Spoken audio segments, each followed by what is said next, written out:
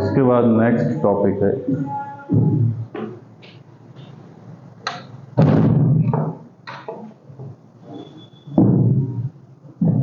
पोषण संबंधी आवश्यकता।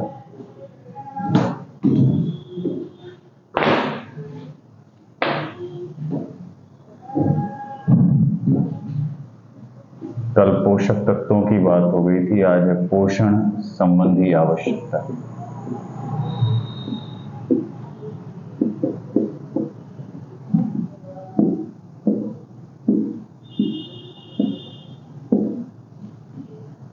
पोषण संबंधी आवश्यकता से अर्थ है कि किस व्यक्ति को कितने पोषण की आवश्यकता है, इसका डिसीजन करने के लिए कुछ फैक्टर यूज किए जाते हैं। पहला तो उसकी एज,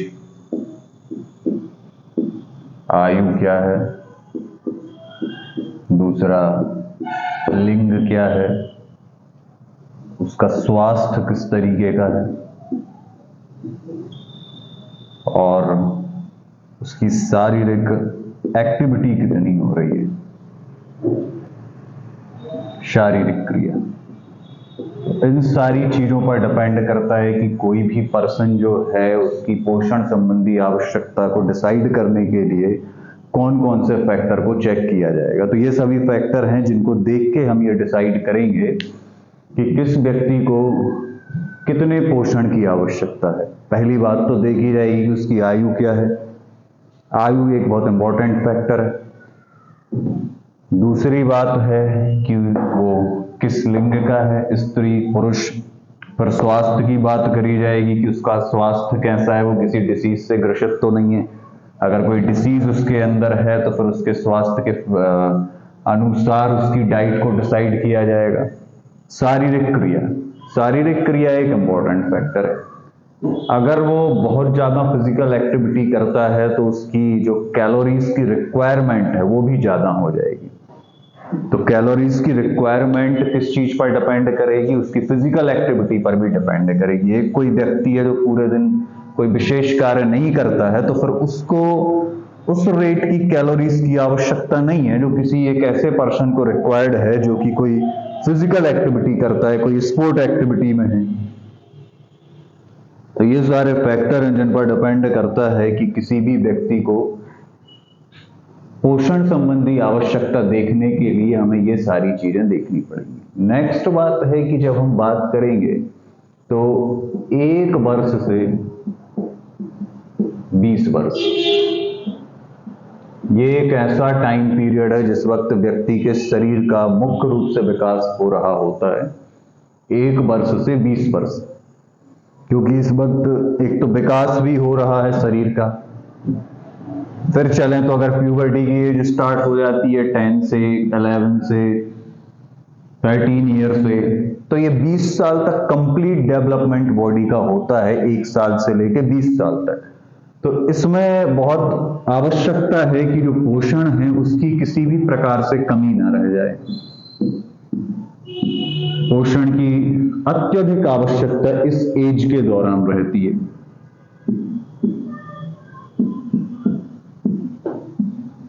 क्योंकि ये जो एज है ये डेवलपमेंट ऑफ बॉडी, इस वक्त शरीर का पूर्ण रूप से विकास हो रहा है। हाइट बढ़ रही है, हड्डियों का विकास हो रहा है, मसल्स का विकास हो रहा है, सभी अंगों का विकास हो रहा है। तो it's very important to get each and every nutrients in required amount. तो ये बहुत इंपॉर्टेंट है कि सारे के सारे पोषक तत्व एक निश्चित मात्रा में, जिस मात्रा में रिक्वायरमेंट है उस मात्रा में प्राप्त होने चाहिए। अब जैसे कि आयु के अकॉर्डिंग, लिंग के अकॉर्डिंग, शारीरिक क्रिया के अकॉर्डिंग इसको डिवाइड कर दिया है, अलग अलग कर दिया है कि किस व्यक्ति को लगभग कितने कैलोरी की आवश्यकता हो सकती है। तो जो 1 वर्ष की आयु का बच्चा होगा उसको 1200 किलो कैलोरी चाहिए।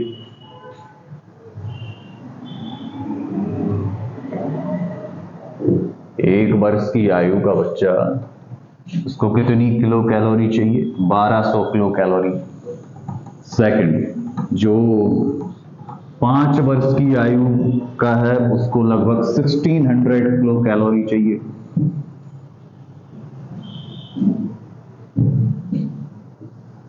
एक वर्ष की आयु के बच्चे को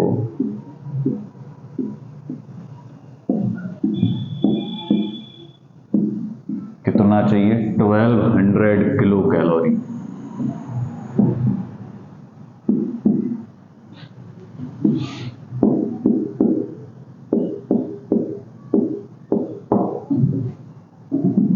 एक वर्ष की आयु के बच्चे को 1200 किलो कैलोरी की आवश्यकता होती है। वहीं 5 वर्ष के बच्चे को, 5 वर्ष के बच्चे की फिजिकल एक्टिविटी थोड़ी ज्यादा हो जाएगी, उसका विकास होने लगा है, बॉडी का भार बढ़ गया है, बॉडी की हाइट बढ़ गई है, उसकी फिजिकल एक्टिविटीज बढ़ गई हैं, तो 5 वर्ष की आयु तक आते आते 5 वर्ष की आयु के जो बच्चे हैं उसको कितना चाहिए? 1600 किलो कैलोरी।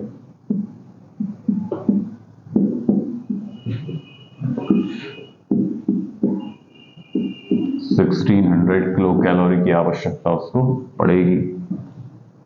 फिर अगर 16 ईयर की बात करें तो 16 वर्ष की किसी लड़की को, 16 वर्ष की लड़की को कितनी कैलोरी चाहिए? 2100 किलो कैलोरी। वहीं अगर बात करी जाए कि इतनी ही एज के लड़के को कितना चाहिए तो 2700।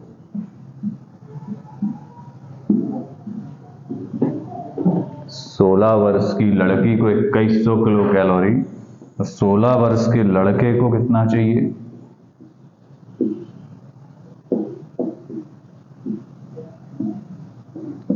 2700 किलो कैलोरी।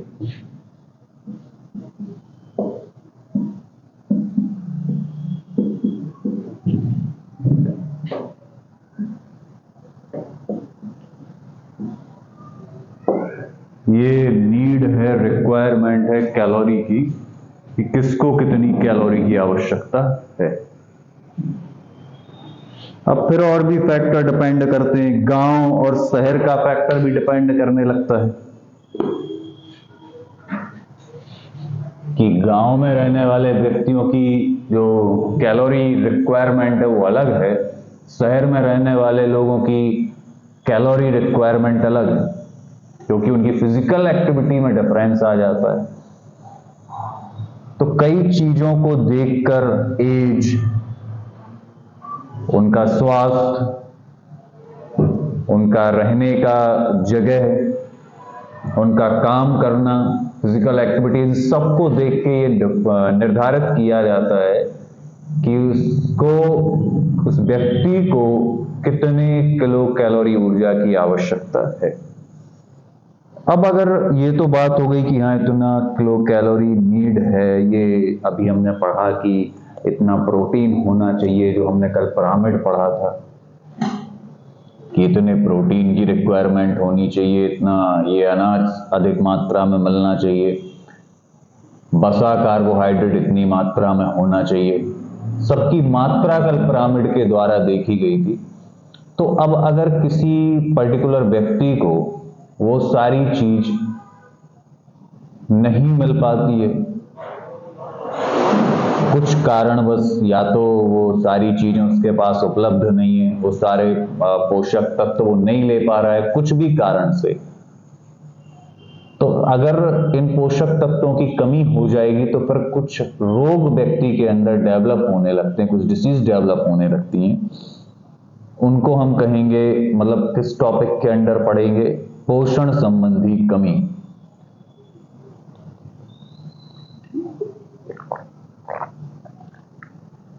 कि अगर पोषक तत्व उचित मात्रा में, पर्याप्त मात्रा में प्राप्त नहीं हो रहे हैं तो किस प्रकार की डिसीज आएंगी? तो इसको पहले तो कहते हैं कुपोषण। अगर पोषक तत्व जिस मात्रा में मिलना चाहिए, अगर उस मात्रा में, पर्याप्त मात्रा में पोषक तत्व प्राप्त नहीं हो रहे हैं, तो क्या कहा जाएगा कि वो व्यक्ति किस चीज का शिकार हो गया? कुपोषण का शिकार। पर्याप्त मात्रा में पोषण न मिलने से शरीर का विकास बाधित हो जाता है, इसी को कहते हैं कुपोषण।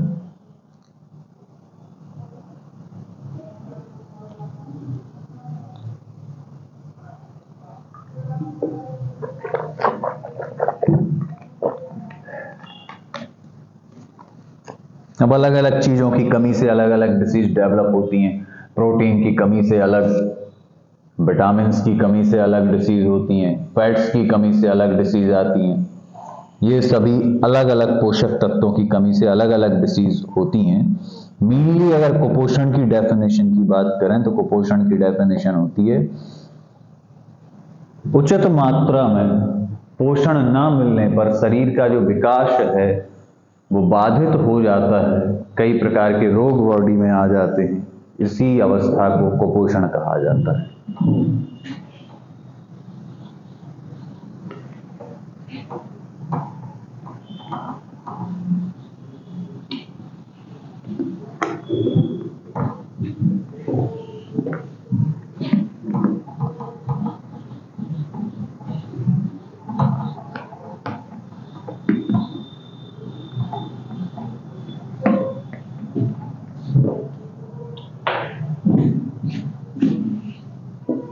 कुपोषण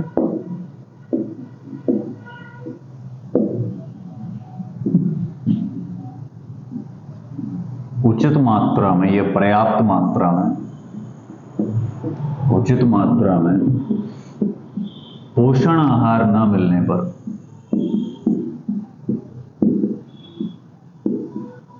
उचित मात्रा में पोषण आहार न मिलने पर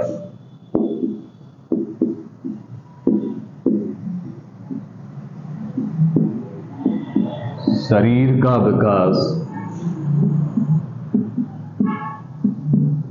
बाधित हो जाता है, मतलब विकास सही तरीके से नहीं हो पाता, शरीर का विकास रुक जाता है, बाधित हो जाता है।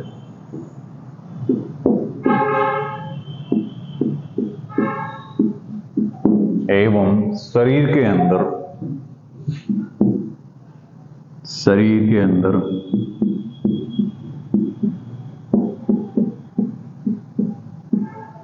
रोग उत्पन्न होने लगते हैं।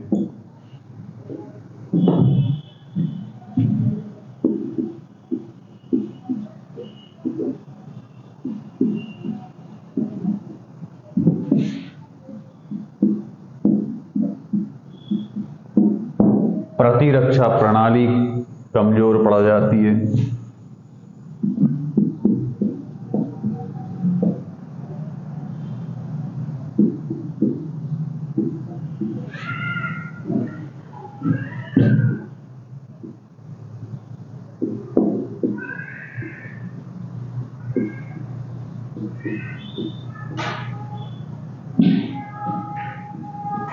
इस अवस्था को कुपोषण की अवस्था कहा जाता है।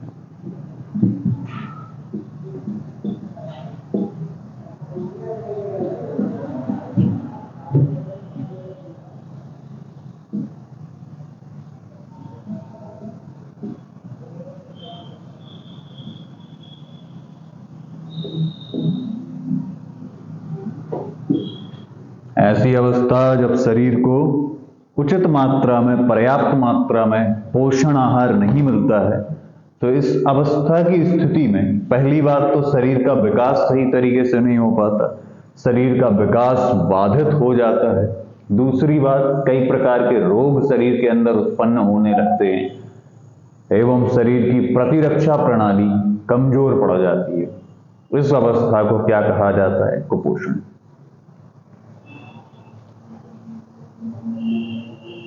कुपोषण उन्मूलन के लिए कई प्रकार के समय समय पर सरकार के द्वारा प्रयास किए जाते हैं, ताकि जो छोटी उम्र के बच्चे हैं, छोटे बच्चे हैं, अगर वो किसी कारण से किसी मजबूरी के कारण उनको अगर सही तरीके से पोषक तत्व प्राप्त नहीं हो पा रहे हैं तो सरकार के द्वारा कुछ उन्मूलन कार्यक्रम चलाए जाते हैं। जैसे आंगनबाड़ी वगैरह हैं तो वहां पर इस प्रकार की व्यवस्था है कि जो छोटे बच्चे हैं उनको पोषण आहार वहां पर प्राप्त हो ताकि कुपोषण का शिकार वो ना हो सकें।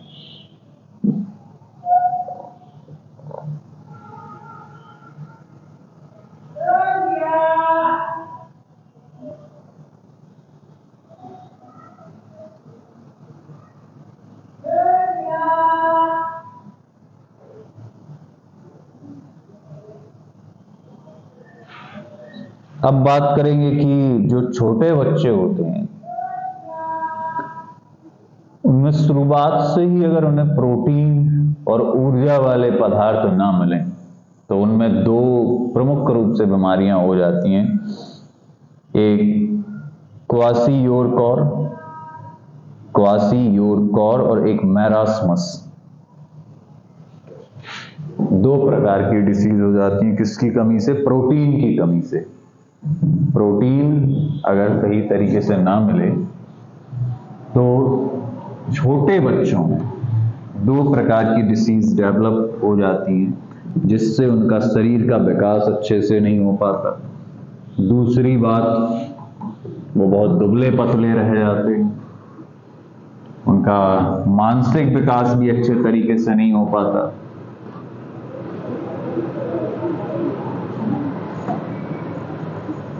डाइजेशन सिस्टम उनका बहुत कमजोर हो जाता है। प्रोटीन, ऊर्जा, कुपोषण।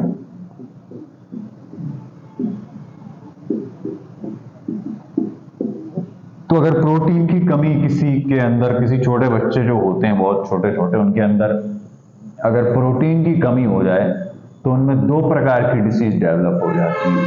क्वाशियोरकॉर पहली डिसीज और दूसरी डिसीज का नाम है मैरास्मस। ये दो प्रकार की डिसीज डेवलप हो जाती हैं अगर किसी छोटे बच्चे के अंदर प्रोटीन की कमी पड़ जाए। क्वाशियोरकॉर एंड मैरास्मस। अब ये प्रोटीन की कमी नॉर्मली कहां देखी गई है? तो निम्न आय वाले जो परिवार, ऐसे परिवार के बच्चे जहां पर सही तरीके से पोषण उनको नहीं मिल पाया, भोजन में जो उचित पोषण की आवश्यकता थी, खासकर प्रोटीन की, क्योंकि प्रोटीन बॉडी विकास में सबसे इंपॉर्टेंट है, तो ये प्रोटीन नहीं मिल पाया उनको। अच्छा, हुआ क्या? क्यों नहीं मिला? क्योंकि खासकर ये डिसीज कहां देखी गई है? निम्न आय वाले परिवारों में, जिनकी आय ठीक नहीं है, खासकर पुअर फैमिलीज हम कह सकते हैं, निम्न आय वाले परिवार में ये डिसीज देखी गई। ऐसे परिवार जिनकी आय उचित नहीं है, मतलब सही नहीं है, काफी नहीं है, तो उनके परिवार के जो बच्चे होते हैं उनको उचित मात्रा में प्रोटीन भी नहीं मिल पाता। तो जब उचित मात्रा में उनको प्रोटीन नहीं मिलता तो ये दो प्रकार की डिसीज, क्वाशियोरकॉर और मैरास्मस, डेवलप हो जाती हैं। अब क्वाशियोरकॉर के दो कारण हो सकते हैं। पहला कारण तो ये हो गया कि वो बहुत छोटी फैमिली से बिलोंग करते हैं, पुअर फैमिली से बिलोंग करते हैं, तो उनके पेरेंट्स प्रोटीन संबंधित जो फूड आइटम्स हैं वो नहीं बच्चों को अवेलेबल करा पा रहे हैं, नहीं दिला पा रहे हैं, तो ये डिसीज हो जाती है। दूसरा क्या होता है कि अगर किसी माँ के दो बच्चे हो जाएं, मतलब एक पहला बेबी था और पहला बेबी अभी माँ का दूध लेता है और दूसरा बेबी हो जाए, तो होता क्या है कि जो पहला वाला बेबी होता है उसको कंप्लीट तरीके से, अच्छे तरीके से माँ का दूध नहीं मिल पाता, क्योंकि बच्चों का पोषण आहार तो माँ का दूध है, उसी में से उनको प्रोटीन भी प्राप्त होता है। तो होता क्या है, दूसरी बात, क्वेसिकॉर के दो कारण क्या क्या हो सकते हैं, पहले ये हम देख लेंगे।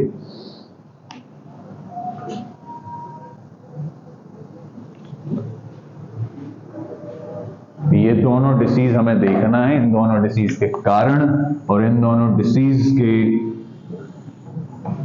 क्या लक्षण होंगे, बच्चों के अंदर क्या क्या चीजें आएंगी जिनको देख के हम कह पाएंगे कि वो क्वेसिकॉर या मैरस्मस डिसीज का शिकार है।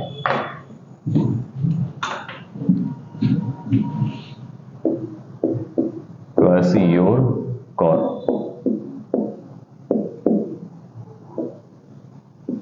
तो पहली बात कि ये किस तरीके के फैमिली में दिखेगा, तो कुछ पुअर फैमिलीज होंगी। तो कारण क्या है कि निम्न आय वर्ग वाले व्यक्ति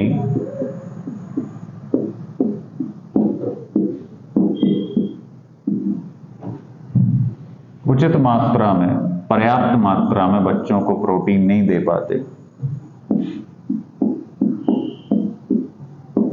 उचित मात्रा में बच्चों को प्रोटीन उपलब्ध नहीं करा पाते।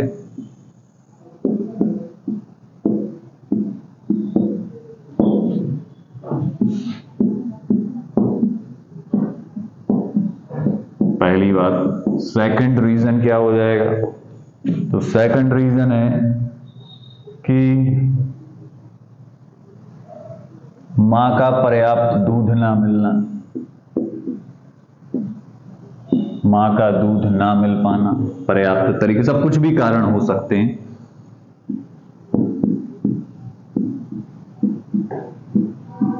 तो ऐसा होता है कि जो छोटे बच्चे होते हैं तो उनको मां का दूध नहीं मिल पाता, तो उनको अन्य भोज्य पदार्थ खिलाने लगते हैं। लेकिन अन्य भोज्य पदार्थ खिलाने से क्या होता है कि उन भोज्य पदार्थों से कंप्लीट तरीके से प्रोटीन प्राप्त नहीं हो पाता। तो मां का दूध ना मिल पाने से ये डिसीज होती है। ना मिल पाने से पर्याप्त मात्रा में प्रोटीन नहीं मिल पाता, पर्याप्त मात्रा में प्रोटीन नहीं मिल पाता।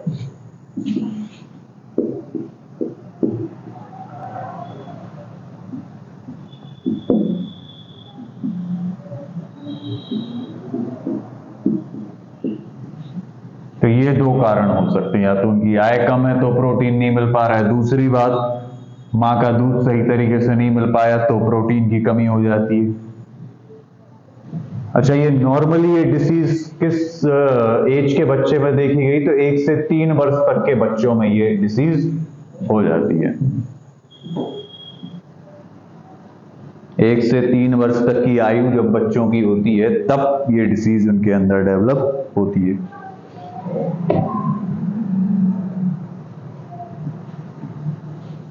तो ये तो हो गए कि भाई किस कारण से ये डिसीज डेवलप हो सकती है। अब बात करते हैं कि डिसीज, ये जब ये वाली डिसीज क्वेसियोर डिसीज होती है तो बच्चे के अंदर कौन कौन से डिफेक्ट देखने में आते हैं, कौन कौन से डिफेक्ट उसके अंदर डेवलप हो जाएंगे। पहली बात तो विकास सही तरीके से नहीं होगा, उसका जो पाचन तंत्र है वो कमजोर पड़ जाएगा, शरीर में सूजन आ जाएगी, बालों तथा त्वचा के गुणों में परिवर्तन, त्वचा में धब्बे नजर आने लगते हैं तथा उनसे छिलका निकलने लगता है। मतलब त्वचा थोड़ी सी खुरदुरी हो जाती है, उस पर धब्बे आ जाते हैं, धब्बे आने के साथ साथ वो जो त्वचा है वो निकलने लगती है। उदर की संरचनात्मक व क्रियात्मक कुशलता में परिवर्तन, उदर की संरचना और क्रिया दोनों पर इफेक्ट डालता है। और दूसरी बात, अगली बात, तो पहले ये कुछ लक्षण इसमें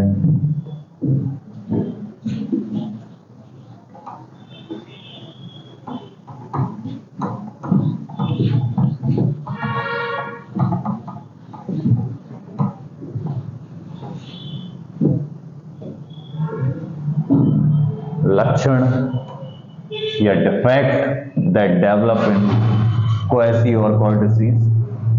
पहली बात, शरीर के विकास में बाधा, शरीर के विकास में बाधा आ जाएगी, सही तरीके से विकास नहीं हो पाएगा शरीर का।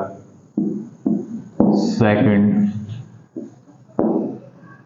सूजन आएगी, शरीर में सूजन।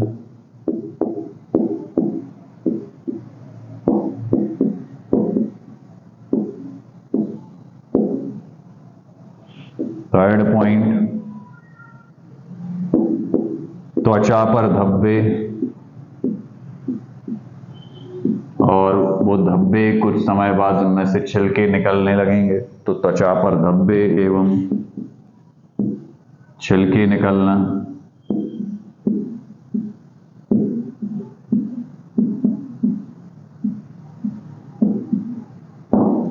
नेक्स्ट, जो उदर है, स्टमक है, उसका संरचनात्मक एवं क्रियात्मक बाधा उत्पन्न हो जाएगी।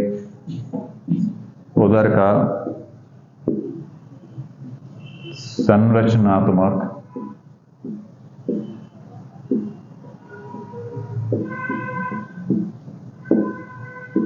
एवं क्रियात्मक विकास ना हो पाना।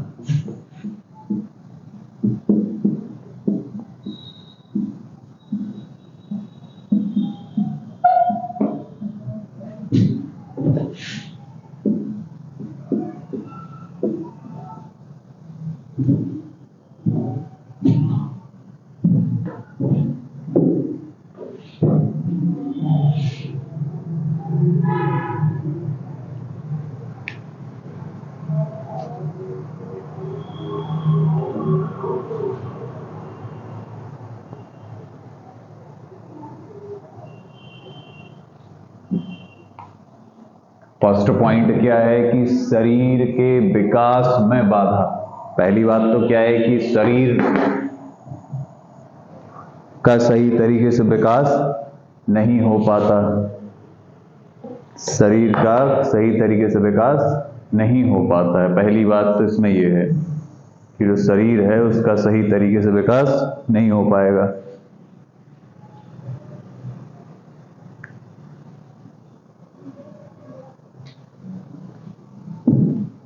शरीर के विकास में बाधा आएगी। दूसरा, शरीर में सूजन, त्वचा पर धब्बे एवं छिलके निकलना, उदर का संरचनात्मक क्रियात्मक विकास ना होना। ना तो उदर का संरचनात्मक विकास होगा और क्रियात्मक विकास में भी बाधा उत्पन्न होगी।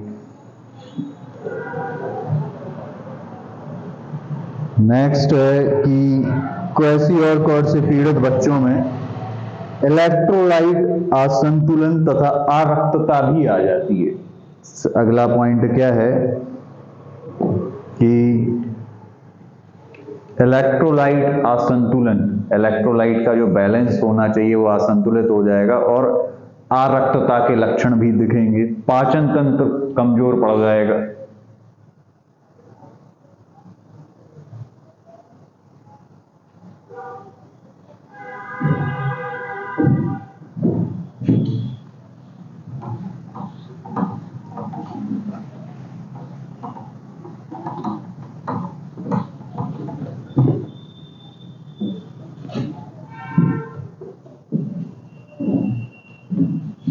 नेक्स्ट, अरक्तता।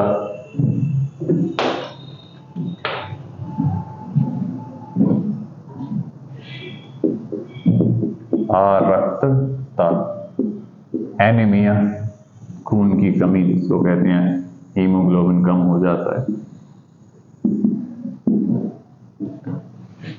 फिफ्थ पॉइंट, पाचन तंत्र कमजोर हो जाना।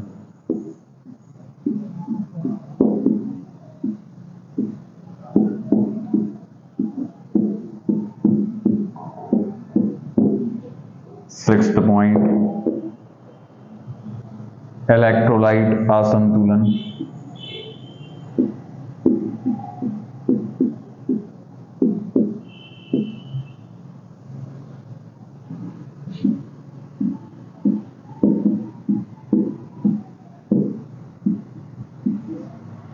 इलेक्ट्रोलाइट असंतुलन।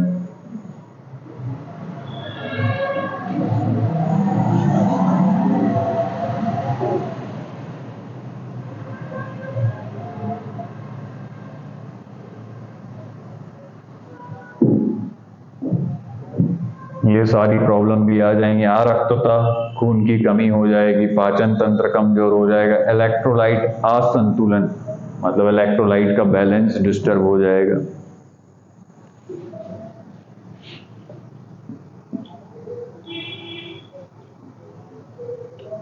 ये कुछ प्रॉब्लम हैं जो कि क्वेसी और कॉर डिसीज में होती हैं। नेक्स्ट डिसीज है मैरास्मस। ये भी प्रोटीन की कमी से होने वाली डिसीज है। जब प्रोटीन तथा कैलोरीज की भारी कमी हो जाए, बहुत अधिक कमी हो जाए, तो उससे कौन सी डिसीज हो जाती है? मैरास्मस। अगली डिसीज का नाम है मैरास्मस डिसीज। ये मैरास्मस डिसीज व्यक्ति के अंदर, बच्चों के अंदर कब डेवलप होती है? जब प्रोटीन और कैलोरीज की काफी ज्यादा कमी बॉडी के अंदर आ जाए।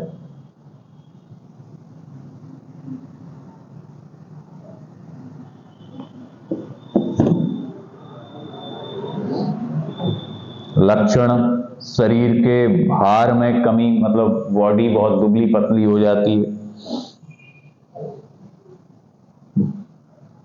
बच्चा जो है थोड़ा सा एज्ड दिखने लगता है, बूढ़े लोगों के जैसा दिखने लगता है। कपोत आकार की छाती हो जाती है।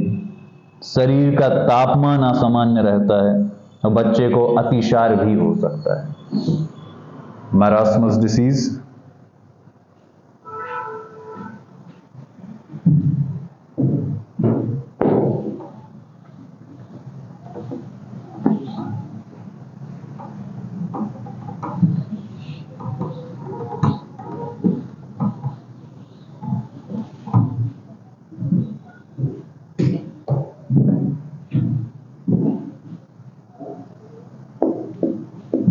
मैरास्मस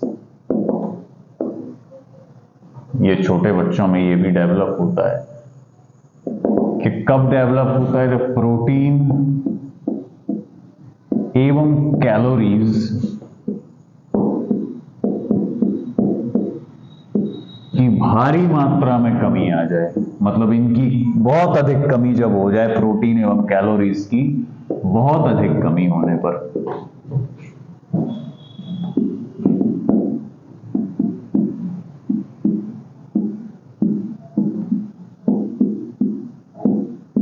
बहुत अधिक कमी होने पर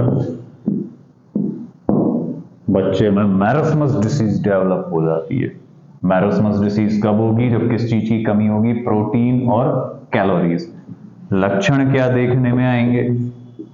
लक्षण मतलब क्या क्या उस बच्चे के अंदर डिफेक्ट आ जाएंगे। तो पहला डिफेक्ट आ जाएगा कि उसकी बॉडी का विकास सही से नहीं होगा और उसका भार बहुत कम हो जाएगा।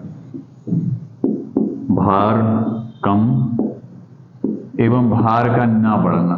एक तो पहली बात भार कम रहेगा और दूसरी बात अगर उसको बढ़ाने का प्रयास करेंगे तो बढ़ेगा भी नहीं। भार कम एवं भार का ना बढ़ना।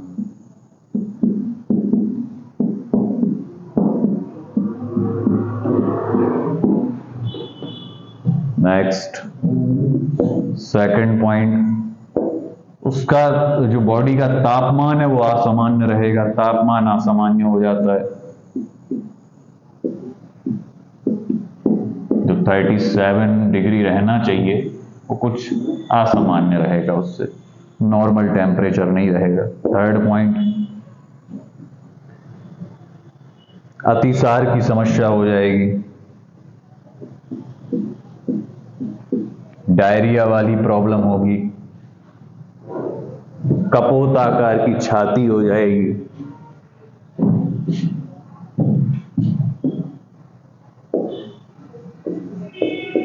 कपोत आकार की छाती।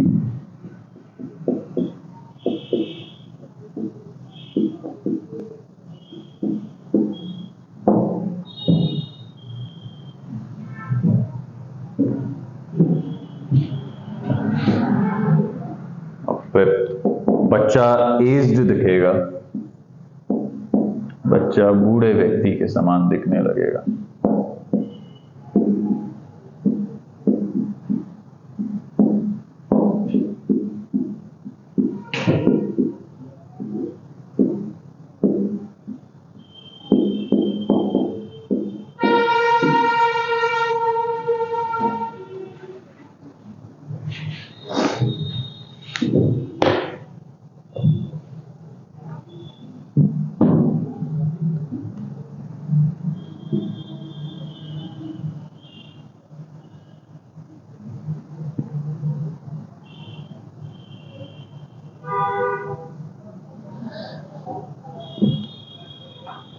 मैरस्मस डिसीज किसकी कमी से होती है? प्रोटीन और कैलोरीज की अत्यधिक कमी शरीर के अंदर हो जाए तो ये डिसीज आ जाती है।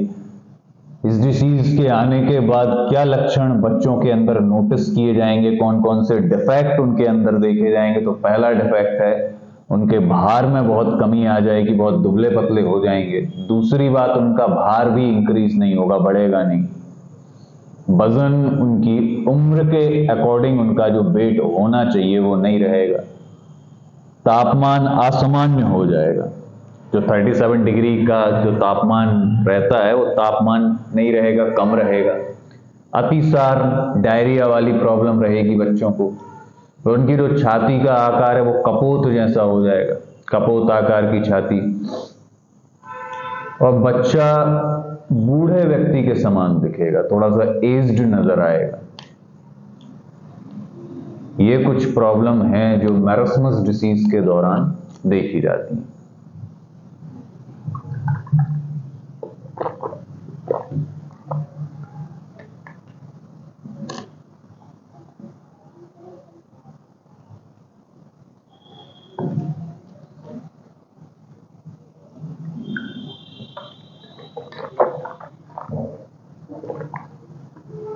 अगली बात, उपचार क्या है, बचें कैसे इनसे, या इनके रोकथाम के लिए कोई विधि है?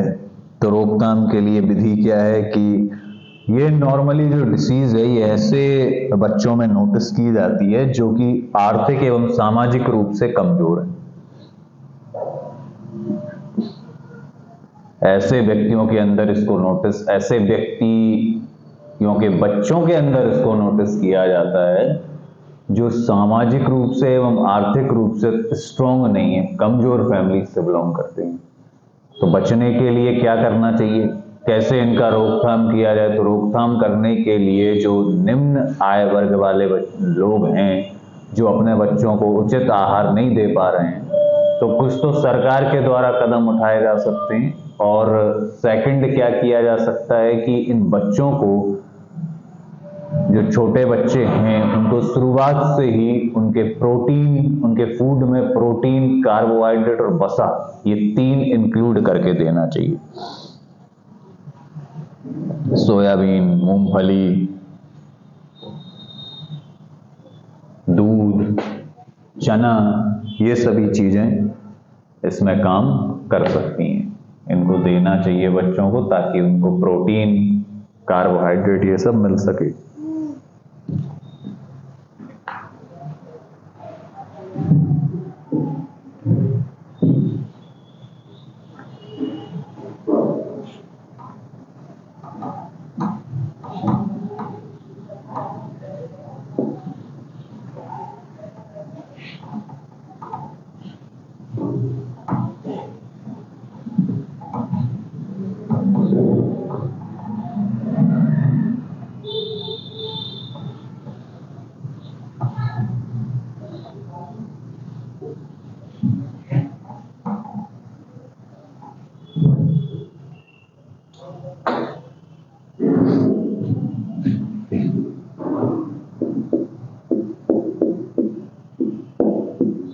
क्वासियोरकॉर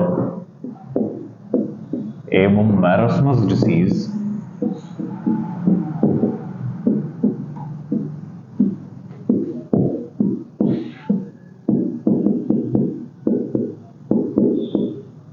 सामाजिक एवं आर्थिक रूप से कमजोर वर्ग के बच्चों में देखा गया है।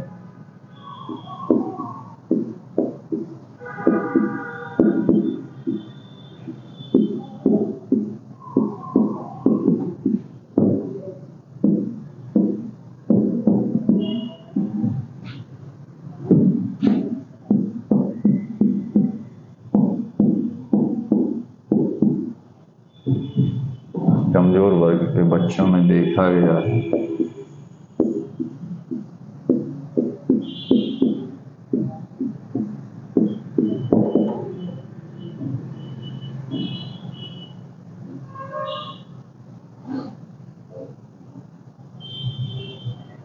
इसके रोकथाम के लिए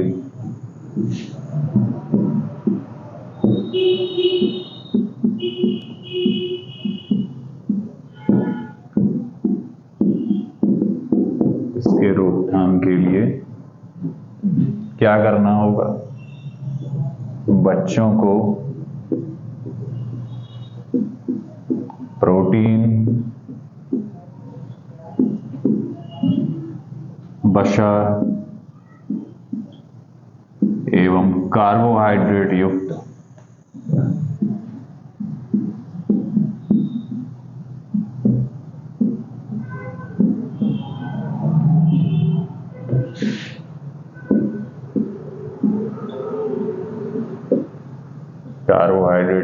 आहार देना चाहिए।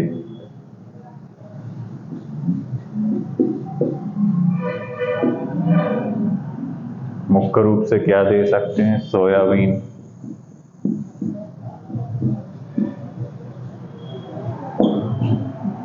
चना, दालें, दूध, सब्जियां,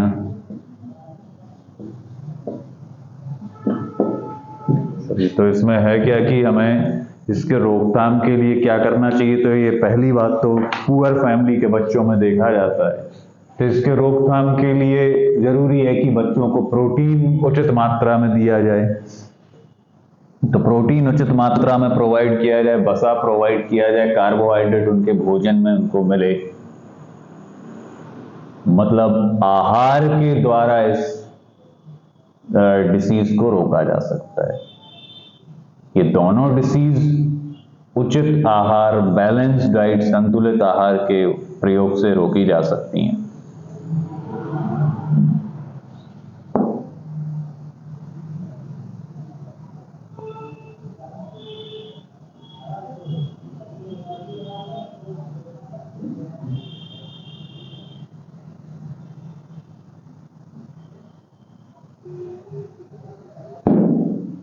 अब नेक्स्ट डिसीज है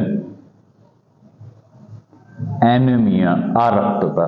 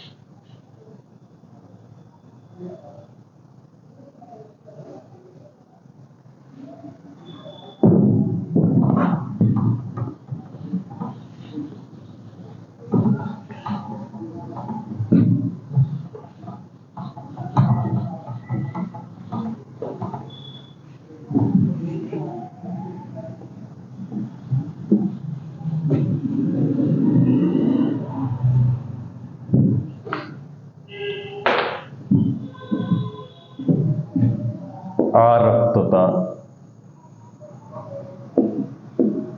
एनीमिया।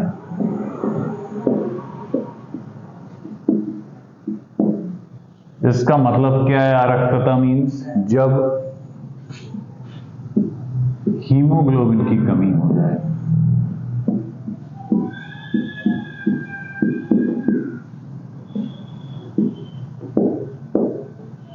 हीमोग्लोबिन की कमी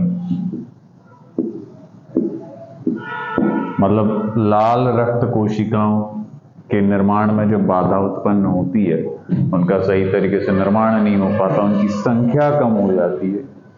ऐसा क्यों होता है? क्योंकि लाल रक्त कोशिकाओं के निर्माण के लिए लाल रक्त कोशिकाएं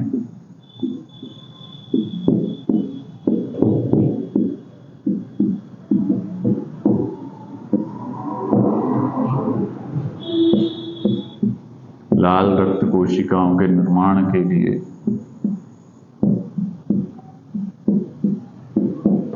लोहा,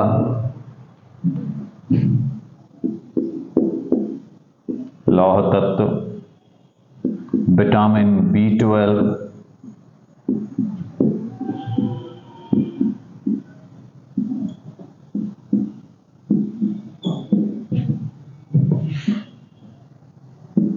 विटामिन C,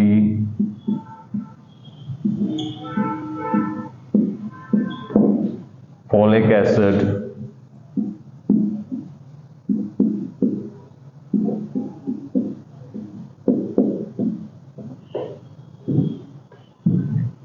लौह तत्व, vitamin B12, vitamin C, folic acid, तांबा की आवश्यकता होती है।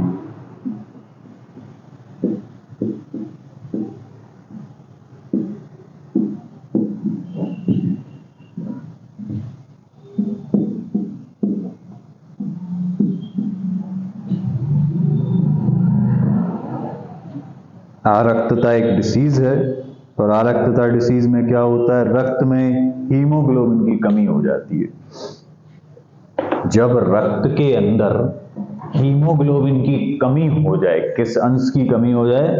हीमोग्लोबिन की कमी हो जाए, इस डिसीज को हम कहते हैं कि आरक्तता डिसीज है।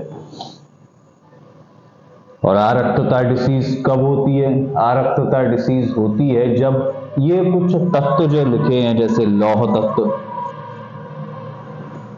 Protein, vitamin B12, folic acid, इनकी कमी अगर शरीर के अंदर हो जाए, तांबा, विटामिन C, लौह तत्व, vitamin B12, vitamin C, folic acid, तांबा, ये कुछ ऐसे तत्व हैं जो लाल रक्त कोशिकाओं के निर्माण में हेल्पफुल होते हैं। लाल रक्त कोशिकाओं के निर्माण में इनकी आवश्यकता होती है। तो अगर इनकी कमी बॉडी के अंदर हो जाएगी तो क्या होगा कि आरबीसी का सही तरीके से निर्माण नहीं हो पाएगा और खून के अंदर हीमोग्लोबिन की कमी पड़ जाएगी। और जब हीमोग्लोबिन की कमी ब्लड के अंदर आती है, ऐसी कंडीशन, ऐसी डिसीज को क्या कहा जाता है? आरक्तता, एनीमिया।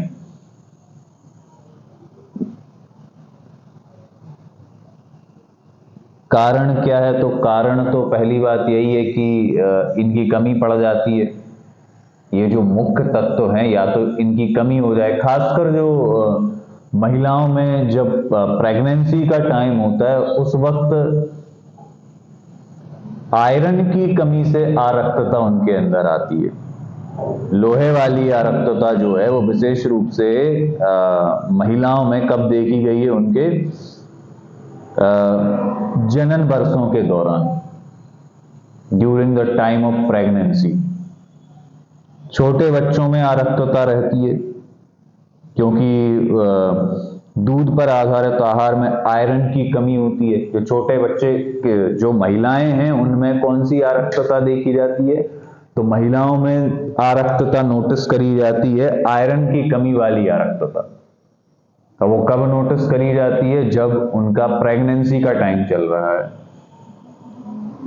सेकंड है कि बच्चों में भी आरक्तता देखी जाती है। बच्चों में आरक्तता कब देखी जाती है? तो बच्चों में आरक्तता होती है, जो छोटे बच्चे होते हैं वो नॉर्मली किस तरीके के फूड को लेते हैं? केवल मिल्क। तो मिल्क में आयरन की कमी रहती है। तो ये जो आयरन वाली आरक्तता है ये दो जगह पर पाई जाती है। और कारण क्या हो सकते हैं? अत्यधिक रक्त निकल जाए किसी की बॉडी से, जैसे पाइल्स कंडीशन, अल्सर कंडीशन, महिलाओं में अत्यधिक रजोधर्म, तो इससे भी आरक्तता की कंडीशन डेवलप हो जाती है।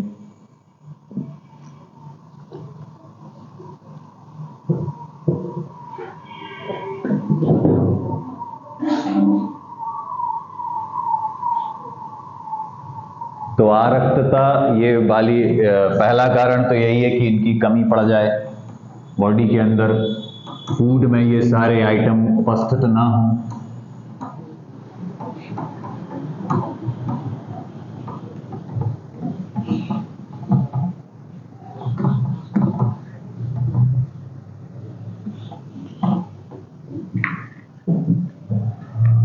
आयरन वाली आरक्तता, आयरन की कमी से होने वाली आरक्तता, आयरन वाली आरक्तता, लौह की कमी से होने वाली आरक्तता, ये दो जगह नोटिस करी गई है। आयरन वाली आरक्तता मुख्य रूप से दो जगह देखी जाती है, एक तो महिलाओं में, महिलाओं में आयरन वाली रक्तता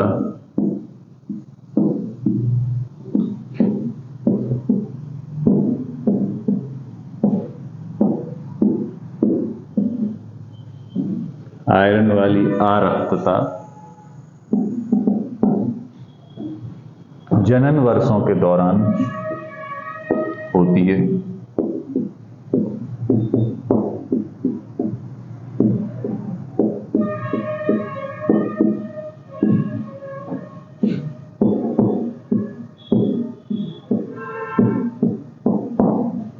सेकंड पॉइंट है, बच्चों में भी आयरन वाली आरक्तता होती है।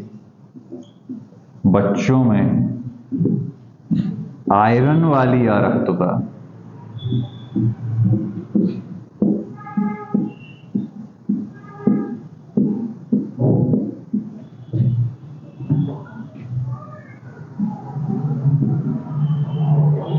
आयरन वाली आरक्तता होती है क्योंकि दूध पर ही नॉर्मली वो डिपेंड रहते हैं, तो दूध से आयरन की कमी पूरी नहीं हो पाती है। दूध से आयरन की कमी पूरी नहीं हो पाती।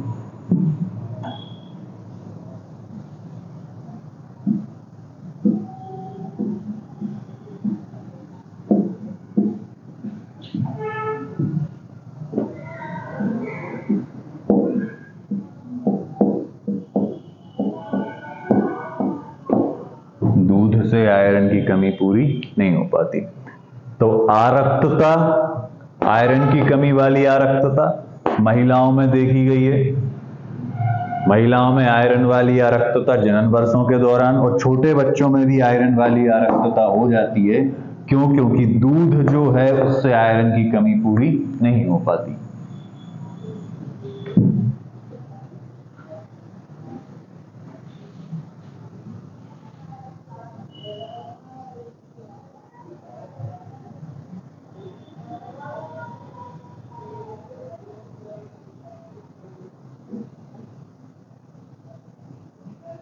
अब और कुछ कारण क्या है? आयरन वाली आरक्तता के कारण हो गए, और दो और कारण हैं, दो तीन, जिनके कारण आरक्तता व्यक्ति के अंदर होती है।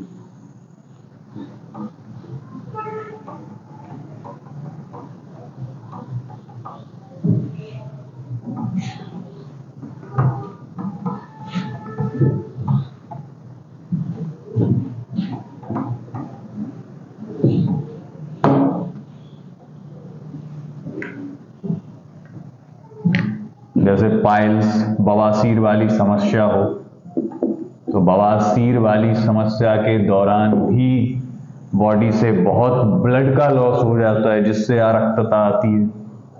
अन्य कारण अत्यधिक रजोधर्म में अत्यधिक ब्लड निकल जाना, अत्यधिक रजोधर्म प्रवाह, पीरियड्स के दौरान ब्लड का लॉस होना, या कोई अल्सर वगैरह हो जाए तो उससे ब्लड का लॉस हो जाता है। तो ये सारी कंडीशन, ऐसी कंडीशंस जिनके कारण बॉडी का ब्लड बहुत अधिक निकल जाए, उसको ऐसी कंडीशन के दौरान व्यक्ति को अरक्तता वाली प्रॉब्लम हो जाती है, क्योंकि इन सभी कंडीशंस में ब्लड का लॉस बहुत ज्यादा बॉडी के अंदर से हो जाता है। अब अरक्तता से बचने का उपाय क्या है?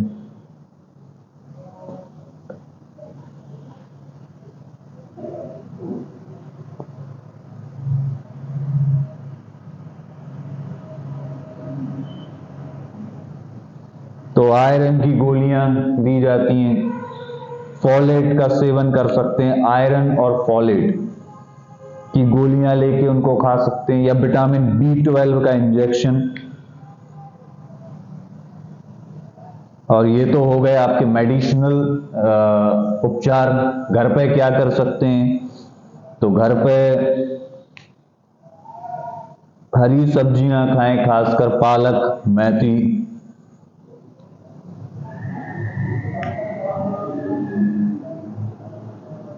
यकृत आयरन का एक उत्तम स्रोत है। अगली बात, चाय में विद्यमान टैनिन द्वारा आयरन को अवशोषित कर लिया जाता है, इसलिए खाने के साथ चाय नहीं पीनी है। जो टैनिन होता है वो आयरन को अवशोषित कर लेता है।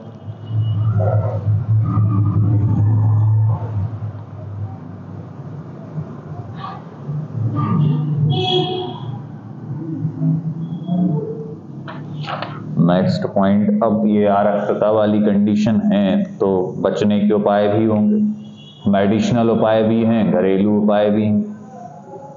मेडिसिनल उपाय में क्या है? आयरन और फॉलेट की गोलियां, विटामिन B12 का इंजेक्शन।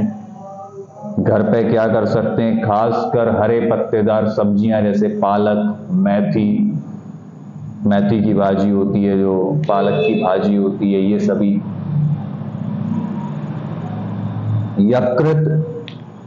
यकृत से आयरन मिलता है बहुत अधिक, यकृत ले सकते हैं। अगली बात, चाय में जो टैनिन मौजूद होता है तो वो आयरन का अवशोषण कर लेता है, इसलिए भोजन के बाद चाय ना लें।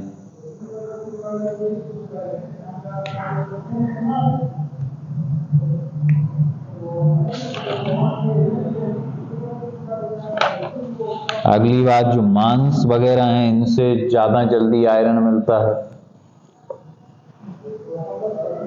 इन स्रोतों से आयरन के अपचूषण को अधिक बेहतर बनाया जा सकता है। विटामिन C ले सकते हैं। ये सभी कुछ खास इसकी बातें हैं। तो पहला, मेडिसिनल उपचार कौन कौन सा किया जा सकता है? ये तो हो गई कंडीशन कि कब कब या किस कारण से अरक्तता वाली कंडीशन डेवलप हो जाएगी। इसके बाद बात करेंगे उपचार की। तो उपचार में सबसे पहला उपचार आया आपके पास आयरन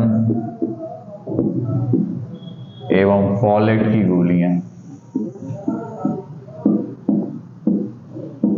आयरन एवं फॉलेट की गोलियां।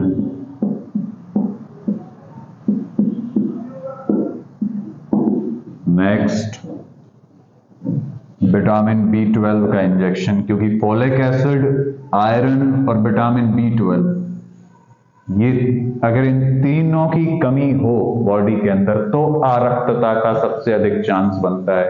इस वजह से आयरन, फोलेट की गोलियां और विटामिन B12 इनकी आपूर्ति भोजन के द्वारा सुनिश्चित की जानी चाहिए। आयरन, फोलेट की गोलियां, विटामिन B12 के इंजेक्शन।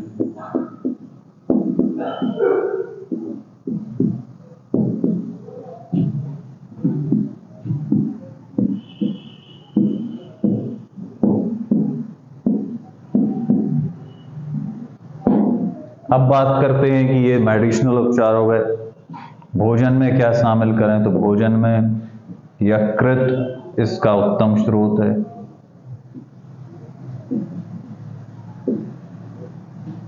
पालक की भाजी, खजूर में ये मिलता है, गुड़ में मिलता है।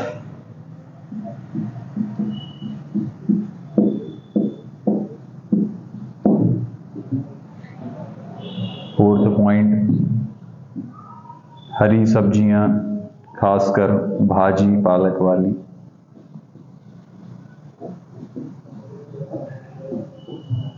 पालक, मेथी,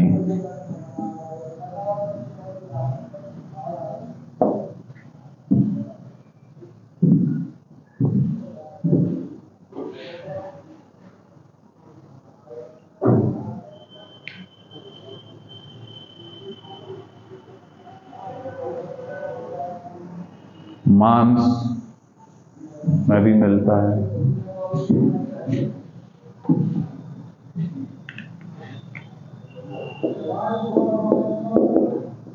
मांस, सब्जियां हो गई, मांस हो गया।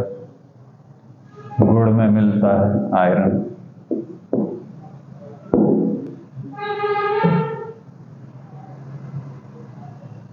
ये सब कुछ स्रोत हैं जिनके द्वारा प्राप्त किया जा सकता है। एक और बात है कि चाय का सेवन अधिक नहीं करना चाहिए, क्योंकि चाय में उपस्थित होता है टैनिन, और टैनिन क्या करता है, आयरन का अवशोषण कर लेता है।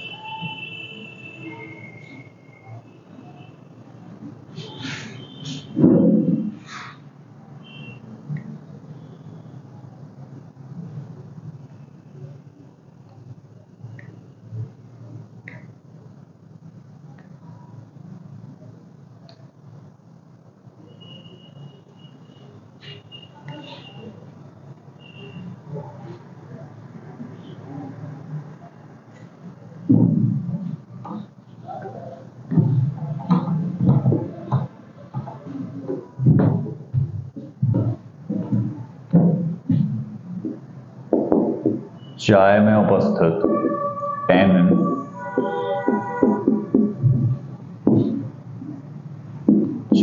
उपस्थित टैनिन आयरन का अवशोषण कर लेता है।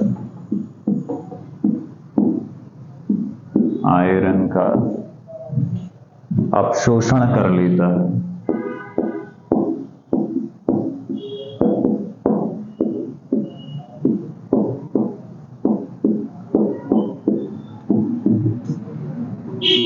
इसलिए भोजन के साथ चाय ना लें,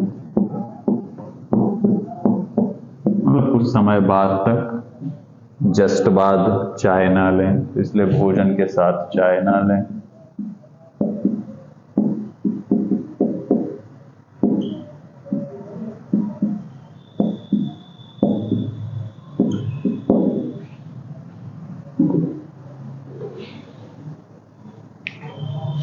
वैसे आयरन की कमी को दूर करने के लिए जो ये हरे पत्तेदार सब्जियां होती हैं, पालक स्पेशली इसका बहुत अच्छा स्रोत है। जैगरी में, गुड़ में ये मिलता है आयरन। जब भोजन किया जा रहा है तो भोजन के साथ तुरंत बाद चाय ना लें, क्योंकि चाय क्या करता है, आयरन को अवशोषित कर लेता है।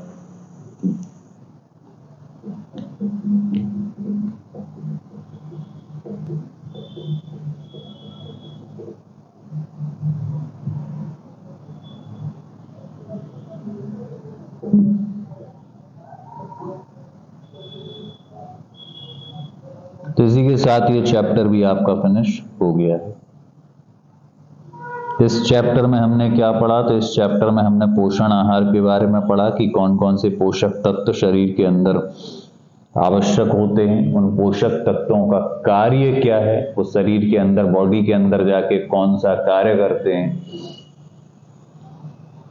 और बॉडी के अंदर जाने के बाद उनकी अगर मतलब उनके कार्य क्या हैं। दूसरी बात, अगर कुछ निश्चित पोषण आहारों की कमी, पोषक तत्वों की कमी बॉडी के अंदर हो जाए तो उससे किस प्रकार की डिसीज होती है। इसमें हमने ये भी देखा कि कौन कौन से ऐसे पोषक तत्व होते हैं जिनका सेवन नियमित रूप से करना चाहिए, किसकी क्या मात्रा रखनी है, कौन से पोषक तत्व अधिक मात्रा में रखने हैं, कौन से पोषक तत्व थोड़ी कम मात्रा में भी रख सकते हैं, प्राप्त करने के स्रोत क्या है, किस आयु, किस लिंग या शारीरिक क्रिया के अनुसार किस प्रकार के पोषण आहार को लेना चाहिए। ये सब कुछ बातें इसमें इस चैप्टर में थी। इसके बाद नेक्स्ट चैप्टर आता है योग और स्वास्थ्य। अब व्यायाम वाली बात आएगी। तो शरीर को स्वस्थ रखने के लिए जिस प्रकार से पोषण आहार की आवश्यकता है, उसी प्रकार से व्यायाम की भी आवश्यकता है। तो इसमें अब कुछ व्यायाम वाली बातें हम करेंगे कि कौन कौन से व्यायाम हैं जिनको करके शरीर को स्वस्थ रखा जा सकता है, उनको करने का मेथड क्या है, करने के फायदे क्या हैं, क्या सावधानियां रखनी चाहिए, करेक्ट टाइम क्या है, किस वक्त करना चाहिए। ये सभी बातें इस चैप्टर में आएंगी, योग और स्वास्थ्य में। इसमें हम योग, हमारे जीवन में योग की महत्वता और अष्टांग योग के विभिन्न चरणों को देखेंगे। योगासन एवं प्राणायाम पर भी चर्चा करेंगे। देखो, योग की संस्कृति जो है वो भारत की ही संस्कृति है। हमारे भारत में ही योग दर्शन को बहुत अधिक महत्वता मिली है। योग के द्वारा कई प्रकार की बीमारियों को भी ठीक किया जा सकता है। योग के द्वारा शरीर को स्वस्थ बनाया जा सकता है।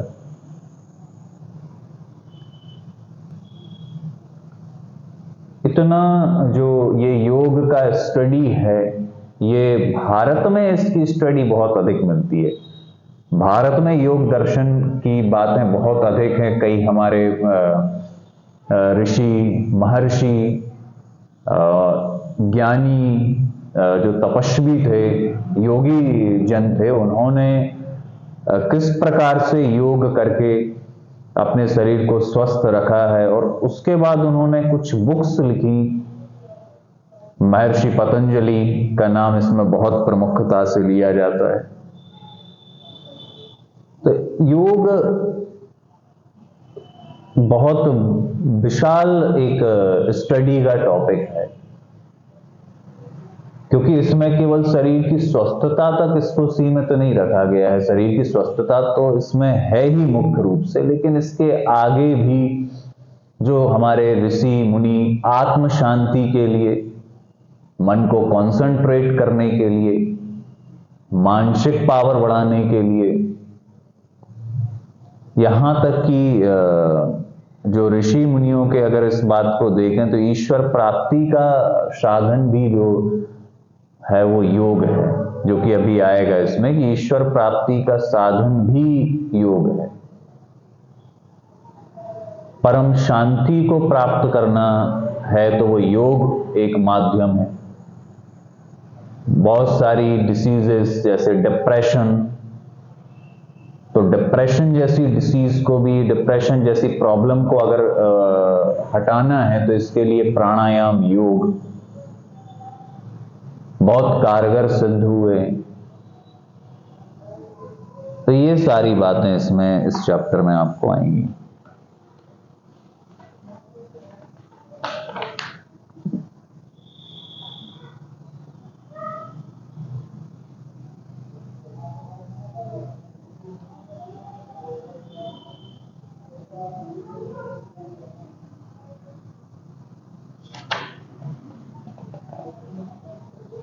इसका इतिहास, योग का इतिहास बहुत पुराना है। योग जो टॉपिक है वो आज का टॉपिक नहीं है, इसका इतिहास बहुत पुराना है।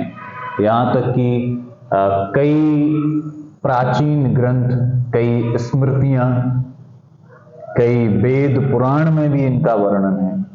तो हम इन सब से ये देख सकते हैं कि ये योग आज का डेवलपमेंट नहीं है, ये कई वर्षों से निरंतर चला आ रहा है और मानव को इसके लाभ मिलते आ रहे हैं।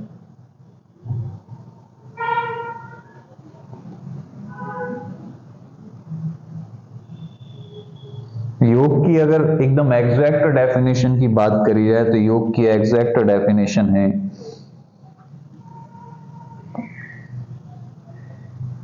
योग अनुशासन का वह विज्ञान है जो शरीर, मन तथा आत्म शक्ति का सार्वभौम विकास करता है। शरीर का मन से, मन का आत्मा से और आत्मा का परमात्मा से जुड़ना योग कहलाता है। मन पर भी इससे कंट्रोल किया जा सकता है, केवल बॉडी की डिसीज नहीं रोकी जा सकती, मन पर भी एकाधिकार प्राप्त करना है। वृत्तियों को भी, अगर जो चित्त की वृत्तियां हैं उन पर कंट्रोल करना है, इसके लिए भी योग एक महत्वपूर्ण टॉपिक है, बहुत कारगर सिद्ध होता है। तो एग्जैक्ट डेफिनेशन जो कई हमारे शास्त्र रहे हैं, कई महर्षियों ने जो इसके बारे में अपने अलग अलग मत दिए हैं। योग की एक कोई निश्चित परिभाषा नहीं है, अलग अलग महर्षि, अलग अलग ज्ञानी, फिलोसफर्स के अनुसार इसकी परिभाषा अलग अलग है। किसी ने योग को स्वास्थ्य के लिए बताया है, किसी ने योग को मन पर कंट्रोल करने के लिए बताया है, किसी ने कहा है कि योग जो हम अपना कार्य कर रहे हैं उसको कुशलता से करें वो करेक्ट है, वो मतलब योग है। चित्त की वृत्तियों को साधना योग है, मन को आत्मा से जोड़ना योग है, आत्मा को परमात्मा से जोड़ना योग है। तो अलग अलग ज्ञानियों के मत के अनुसार इसकी परिभाषा भी अलग अलग है। और अगर सारी परिभाषाओं को इकट्ठा कर दिया जाए और एक परिभाषा निकाली जाए तो इसकी एक परिभाषा की बात करें तो योग एक प्रकार का अनुशासन है, एक प्रकार का डिसिप्लिन है, एक प्रकार की साइंस है जिसके द्वारा शरीर मन तथा आत्म शक्ति का सार्वभौम विकास होता है। योग अनुशासन का वह विज्ञान है जो शरीर, मन तथा आत्म शक्ति का सर्वांगीण विकास करता है। नेक्स्ट चैप्टर है चैप्टर नंबर 6।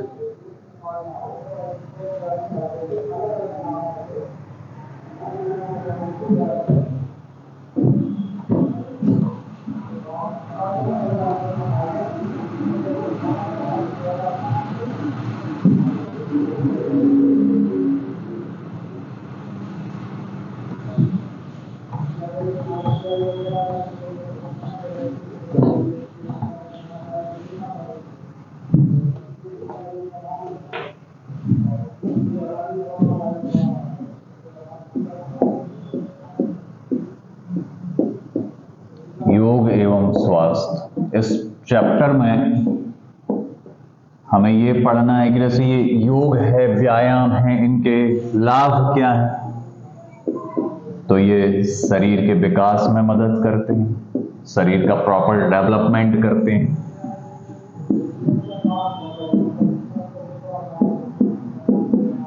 कंसंट्रेशन में हेल्पफुल हैं, मन को एकाग्र करने का काम करते हैं।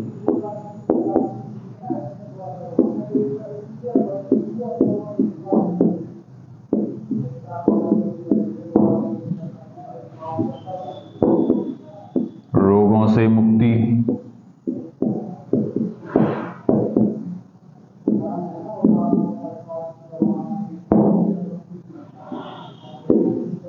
प्रतिरक्षा प्रणाली मजबूत,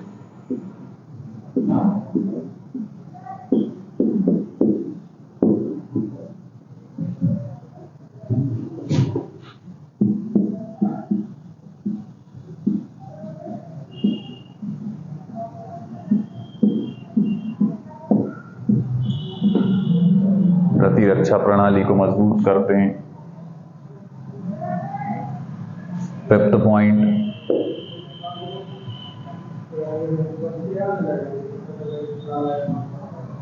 रोगों से मुक्ति हो गया, प्रतिरक्षा प्रणाली को मजबूत करते हैं। नेक्स्ट पॉइंट है मांसपेशियों का विकास।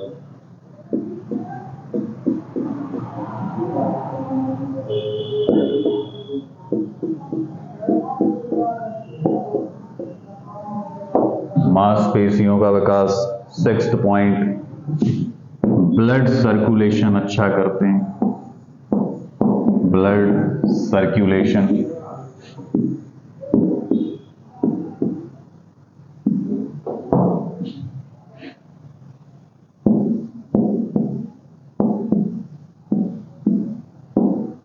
शरीर की उचित कार्य प्रणाली में हेल्पफुल। ये सभी कुछ व्यायाम के लाभ हैं।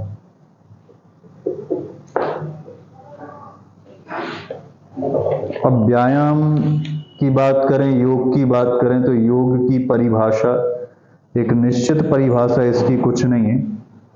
अलग अलग ज्ञानियों के द्वारा, अलग अलग ऋषियों के द्वारा इसको अलग अलग प्रकार से डिफाइन किया गया है।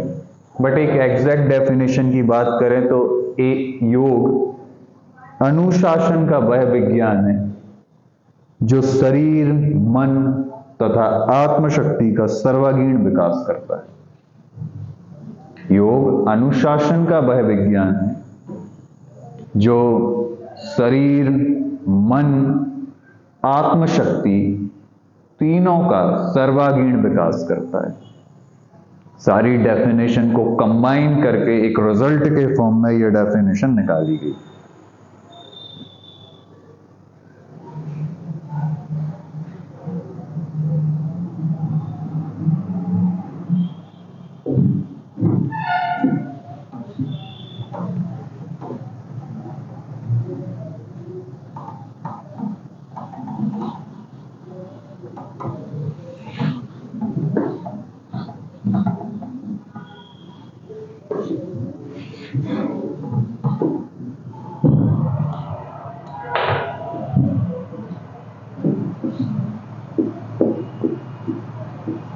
योग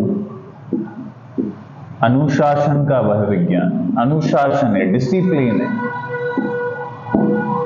योग में अनुशासन की बहुत आवश्यकता है। अनुशासित होना चाहिए, टाइम पर होना चाहिए, एक करेक्ट जगह पर होना चाहिए। इसके जो नियम हैं वो सारे नियम फॉलो किए जाने चाहिए। तो योग अनुशासन का वह विज्ञान है।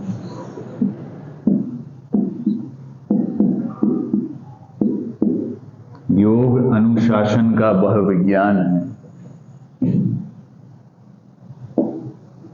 जो शरीर, मन एवं आत्मशक्ति का सर्वांगीण विकास करता है एवं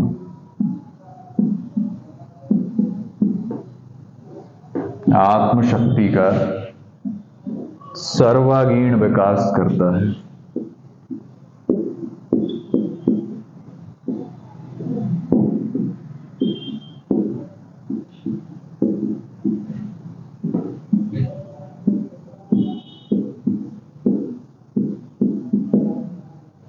तीन बातें, शरीर, मन, आत्मशक्ति, तीनों का डेवलपमेंट करता है।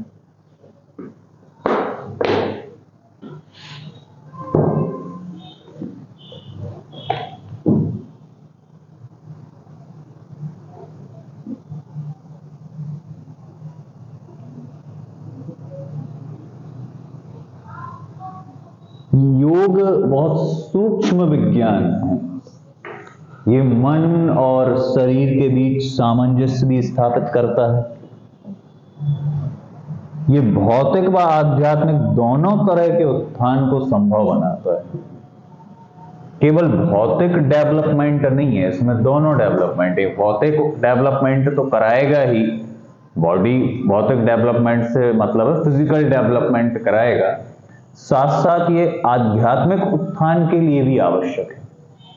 आध्यात्मिक उत्थान मीन्स मन से संबंधित जो विकार हैं उनको खत्म करके एक जो परम शांति है वो भी इससे मिलती है। भौतिक विकास तो हो ही रहा है, बॉडी का डेवलपमेंट हो रहा है। क्या है कि एक जो शांति वाली बात होती है, जो मन को कंट्रोल कर लेने वाली बात है, सारी चित्त वृत्तियों को साध लेने वाली बात है, आध्यात्मिक उत्थान, अध्यात्म की तरफ व्यक्ति का जाना, अपनी सारी चित्त वृत्तियों को साध के मन की नकारात्मकता को खत्म करके सारे नेगेटिव विचार अंदर से निकाल के द्वेष, ईर्ष्या, डिप्रेशन, चिंता, ये सब चीजें मन से निकाल के आध्यात्मिक उत्थान की ओर जाना योग के द्वारा संभव है। तो योग एक बहुत सूक्ष्म विज्ञान है जो मन और शरीर के बीच सामंजस्य स्थापित करता है। ये व्यक्ति के भौतिक और आध्यात्मिक दोनों तरह के उत्थान को संभव बनाता है।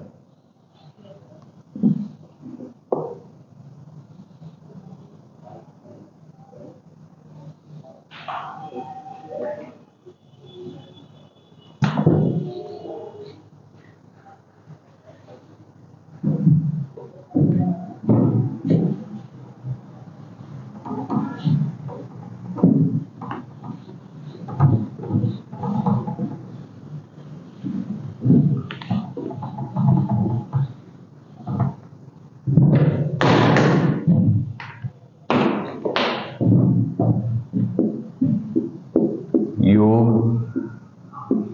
मन एवं शरीर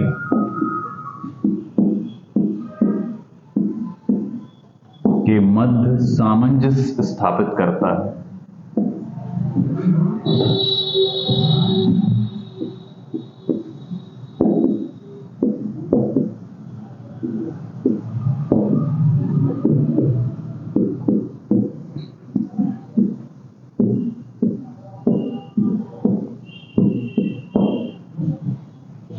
योग मन एवं शरीर के मध्य सामंजस्य स्थापित करता है। योग स्वस्थ जीवन जीने की कला है।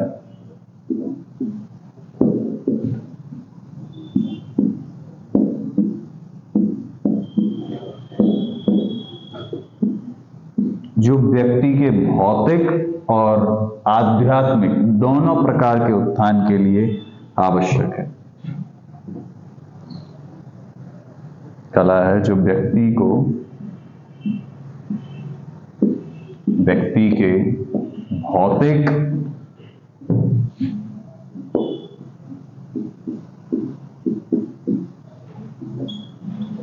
एवं आध्यात्मिक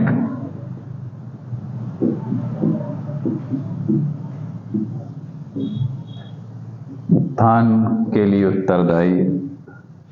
आध्यात्मिक उत्थान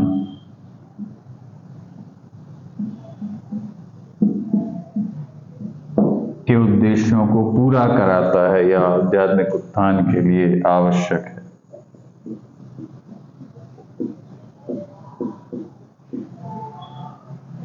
भौतिक और आध्यात्मिक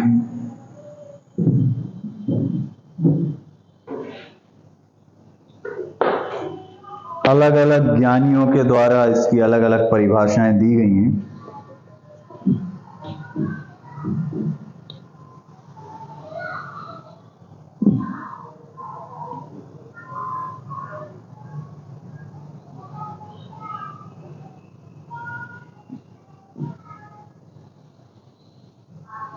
अलग अलग ज्ञानियों के द्वारा इसकी अलग अलग परिभाषाएं वर्णित की गई हैं।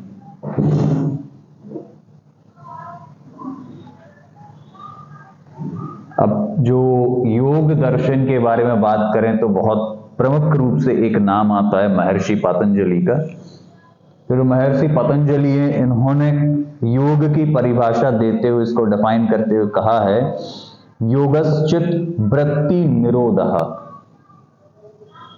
इन्होंने इसकी परिभाषा दी है, योगश्चित वृत्ति निरोधः, मतलब चित्त की वृत्तियों का निरोध ही योग है। जो आपके मन में नेगेटिविटी आ रही है, जो ईर्ष्या आ रही है, जो भावना आ रही है, इमोशंस आ रहे हैं, अहंकार आ रहा है, लोभ आ रहा है, इन सबको रोक देना, इनका निरोध कर देना, इनको रोक देना ही क्या है? योग है। ये किसने कहा? ये डेफिनेशन दी है महर्षि पतंजलि ने। क्या है डेफिनेशन? चित्त की वृत्तियों का निरोध। जो भी चित्त के अंदर, मन के अंदर कुछ नेगेटिविटी, नकारात्मकता, द्वेष, ईर्ष्या, लोभ, मोह, भावना, इमोशंस, दुख, कुछ भी मन के अंदर जो आ रहा है, सारी वृत्तियों को रोक देना ही योग है। मीन्स अपने मन पर फुल कंट्रोल लाना क्या है? योग। ये किसने कहा? महर्षि पतंजलि ने।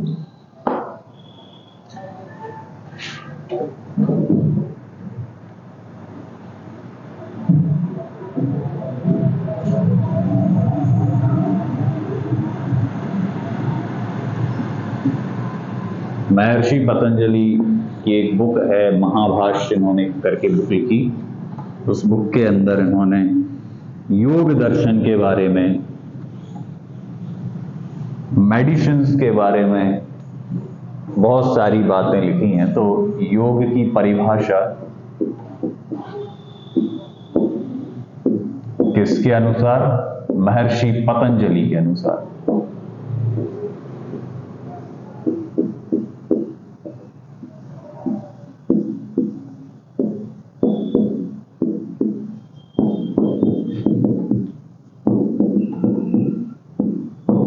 क्या है? चित्त की वृत्तियों का निरोध।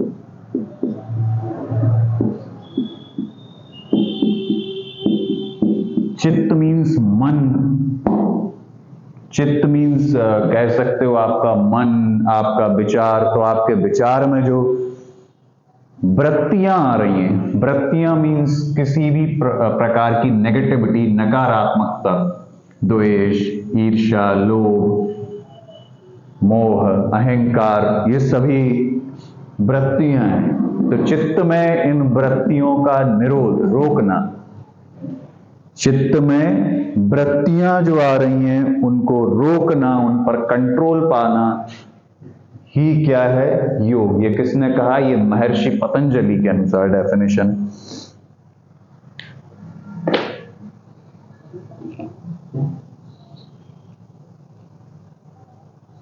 अब डेफिनेशन आने वाली है भगवान श्री कृष्ण के अनुसार। तो भगवान श्री कृष्ण ने श्रीमद् भगवत गीता में योग की जो डेफिनेशन दी है, वो क्या है? डेफिनेशन की क्या है योग? भगवान श्री कृष्ण के अनुसार योग की परिभाषा है, योगः कर्मसु कौशलम। योगः कर्मसु कौशलम, अर्थात कुशलता पूर्वक कर्मों को करना। This is the definition according to the god Krishna. क्या है डेफिनेशन?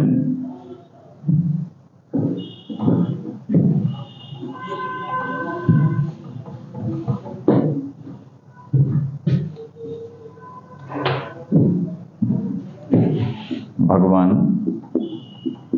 श्री कृष्ण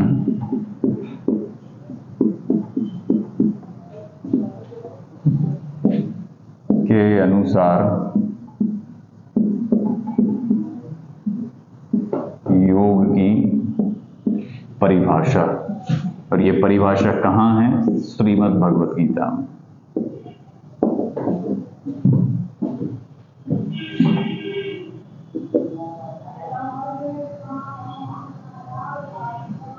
कुशलता पूर्वक कर्म करना,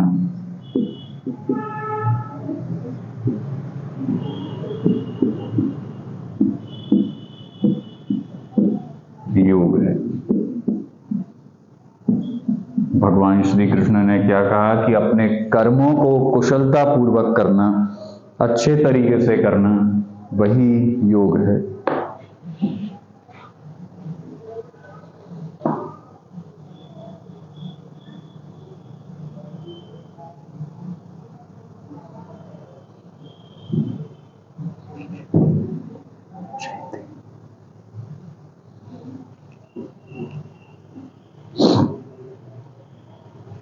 ये एक डेफिनेशन है भगवान श्री कृष्ण के अनुसार। भगवान श्री कृष्ण के अनुसार एक और डेफिनेशन दी गई है, समत्व योग उच्यते, अर्थात समत्व ही योग है। हर एक कंडीशन में एक से रहना।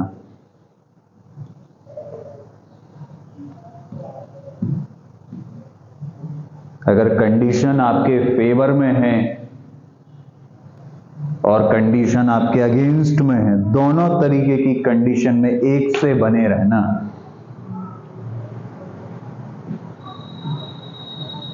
ये एक डेफिनेशन है। दूसरी डेफिनेशन है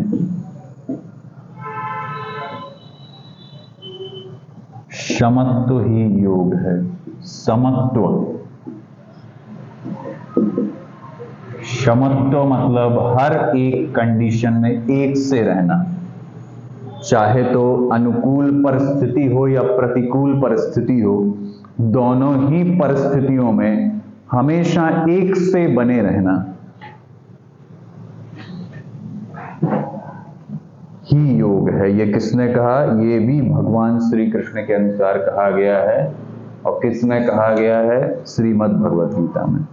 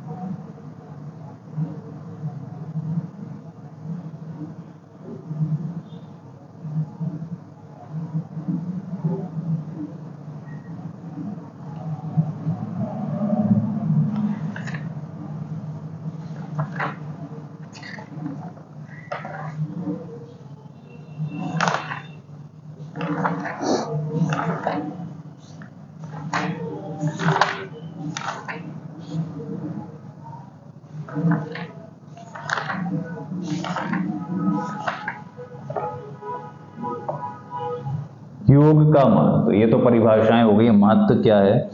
तो महत्व है और किस किस प्रकार से किए जा सकते हैं। तो वैसे तो नॉर्मली कुछ जो व्यायाम आप करते हैं, स्ट्रेचिंग करना, थोड़ा सा ध्यान लगाना, सांस को खींचना, कुछ देर रोकना, फिर सांस को छोड़ना, तैराकी करना, साइकिलिंग करना, ये कुछ ऐसे योगासन हैं जो नॉर्मली हम कर सकते हैं। पर कुछ विशिष्ट योगासन होते हैं जिनके लिए किसी विशिष्ट प्रकार की स्पेशल प्रकार की आसन लगाई जाती है, स्पेशल प्रकार के हाथ और पैरों का उसमें मोशन करना होता है। वो अलग अलग प्रकार के आसन अभी आएंगे। पहले हमें देखना है अष्टांग योग।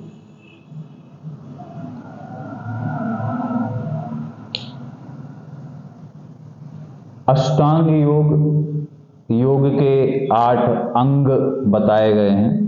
किसके द्वारा? महर्षि पतंजलि के द्वारा। इसमें है यम, नियम, आसन, प्राणायाम, अष्टांग योग। किसके द्वारा ये डिफाइन किया गया है, बताया गया है? तो अष्टांग योग का वर्णन महर्षि पतंजलि के द्वारा किया गया है और उन्होंने इसके 8 भाग बताए हैं।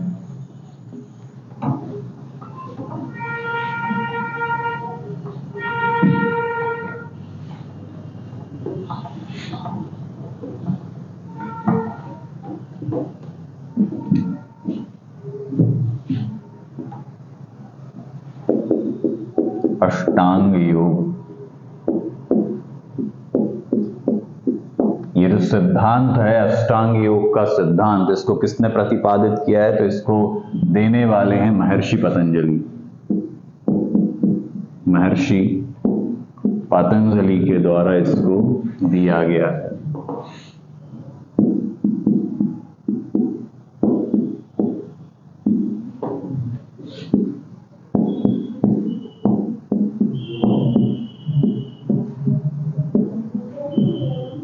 क्या क्या इसके भाग हैं? यम, नियम,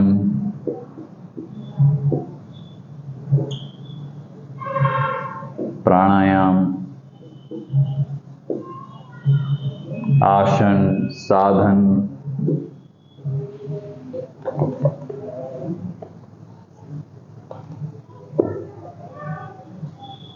यम, नियम, प्राणायाम, आसन,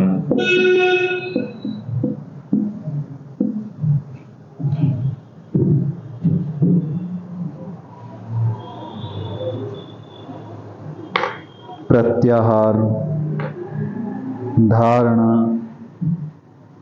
प्रत्याहार,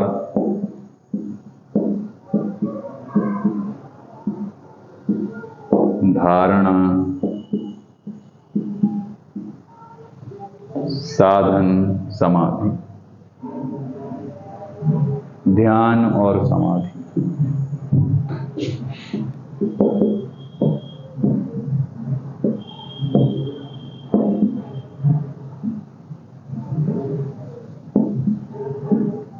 ये 8 भाग बताए हैं। यम, नियम, प्राणायाम, आसन, प्रत्याहार, धारणा, ध्यान, समाधि। अष्टांग योग के ये 8 भाग हैं।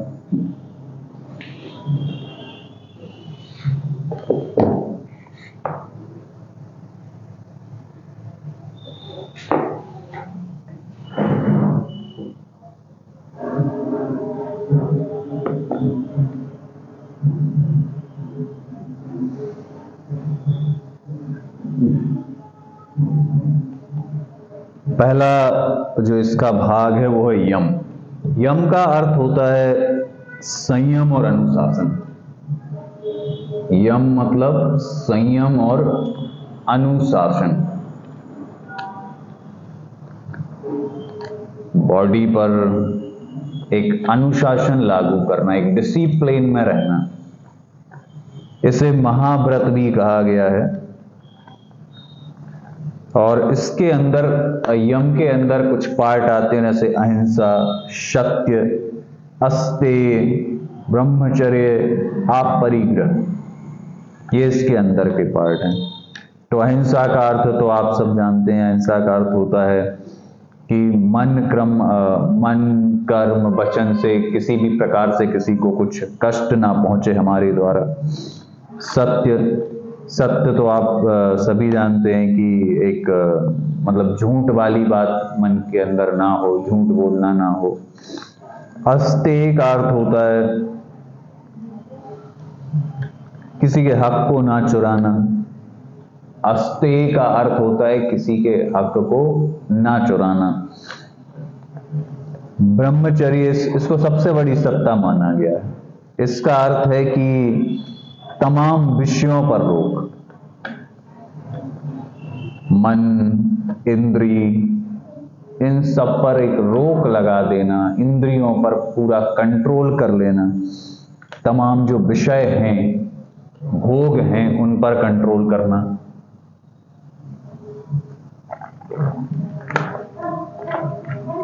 अपरिग्रह, किसी भी चीज को संग्रहित ना करना, जमा ना करना। यम का अर्थ हो गया संयम और अनुशासन। यम का मीनिंग क्या हो गया? संयम और अनुशासन।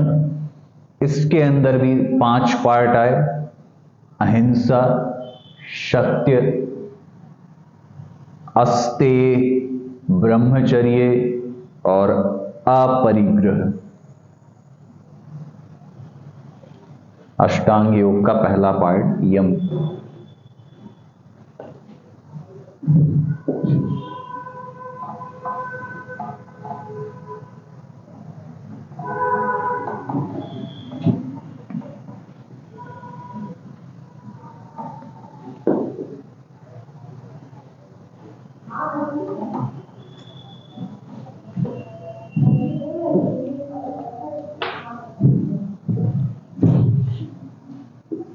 यम, इसको महाव्रत कहा गया है और इसका अर्थ होता है, अर्थ क्या है? संयम और अनुशासन। संयम रखना एवं अनुशासन रखना।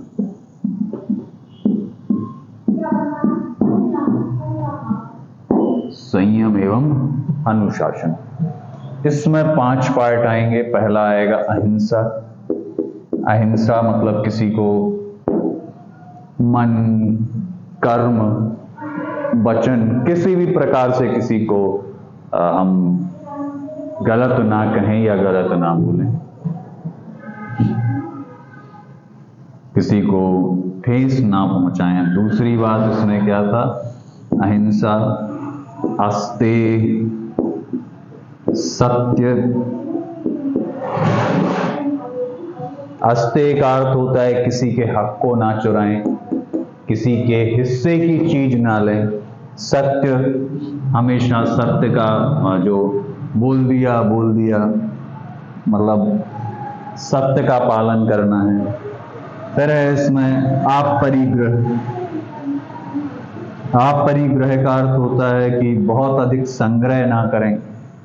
संग्रह करने का अर्थ होता है कि स्वार्थी ना बने, केवल अपने लिए सारी चीजों को संग्रहित ना कर लें।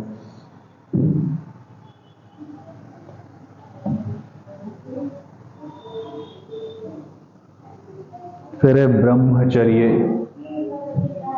अपनी सभी इंद्रियों पर कंट्रोल कर लेना ब्रह्मचर्य। सभी विषय, विकार, भोग, इन पर कंट्रोल कर लेना क्या है? ब्रह्मचर्य। ये सभी तो पहला जो अष्टांग योग का पार्ट था यम, ये यम के अंतर्गत आने वाले हिस्से थे। 3।